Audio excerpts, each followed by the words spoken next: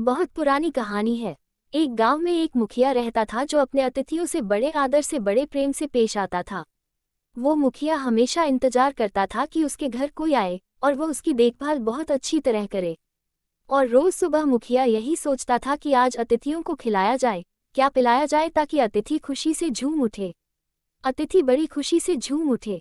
अतिथि बड़ी खुशी से वहां से विदा लेते और जाने से पहले मुखिया को हमेशा कहते कि उन्हें इतने अच्छे से किसी ने नहीं रखा।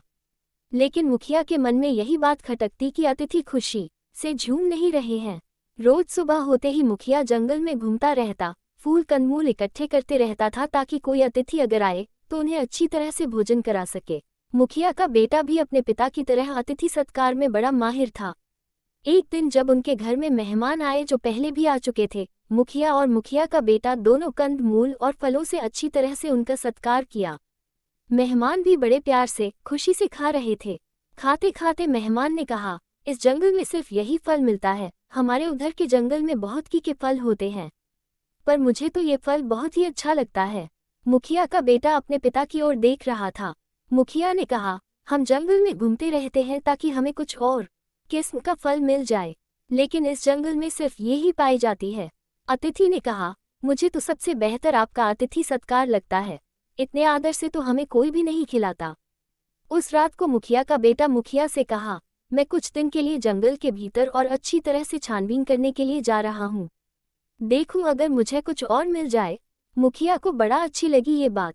उसने बेटे से कहा, हाँ बेटा तू जा। कई दिन तक मुखिया का बेटा जंगल में घूमता रहा पर उसे कोई नई चीज दिखाई नहीं दी। घूमते घूमते वो बहुत ही थक गया था। एक पेड़ के नीचे बैठ वो आराम करने लगा। अचानक उसके सर पर एक चिड़िया आकर बैठी और फिर फुदकती हुई चली गई। अरे, ये चिड़िया तो बड़ी मस्ती से झूम रही है। उसने चारों ओर देखा, यहाँ की सारी चिड़िया तो बड़ी खुश नजर आ रही है, क्या बात है। वो गौर से देखता रहा चिड़ियों की ओर। उस पेड़ के नीचे एक गड्ढा था जिसमें पानी था। चिड़िया उड़ती हुई उस गड्ढे के पास गई, उन्होंने पानी पिया और झूमते हुए चहकने लगी। और जिस चिड़िया ने अभी तक पानी नहीं पिया था, वो उतने उत्साह से झूम नहीं रही थी।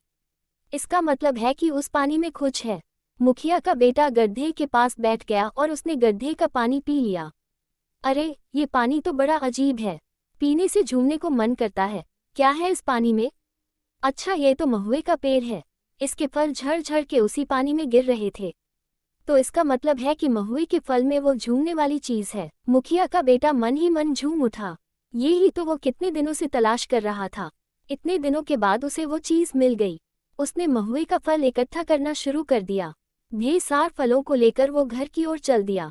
उधर मुखिया बहुत ही चिंतित हो उठा था। कहाँ गया उसका बेटा? उस दिन 3 अतिथि आए हुए थे। अतिथियों को मुखिया की पत्नी प्यार से खिला रही थी पर साथ ही साथ उदास भी थी। अपने पति की ओर बार बार देख रही थी। अचानक मुखिया के चेहरे पर रौनक आ गई। उसकी पत्नी समझ गई कि बेटा वापस आ गया है। अतिथि अब जाने ही वाले थे, पर मुखिया के बेटे ने उनसे अनुरोध किया कि वो थोड़ी देर के लिए रुक जाए। अपनी माँ को उसने सारी बात बताई। माँ ने कहा, पर बेटा, पानी में कुछ समय वो फल रहने के बाद ही असर होगा। तुम्हारी कहानी से मुझे तो यही समझ आ रहा है। उद्धरण चिन्ह डॉट। मुखिया का बेटा मान गया।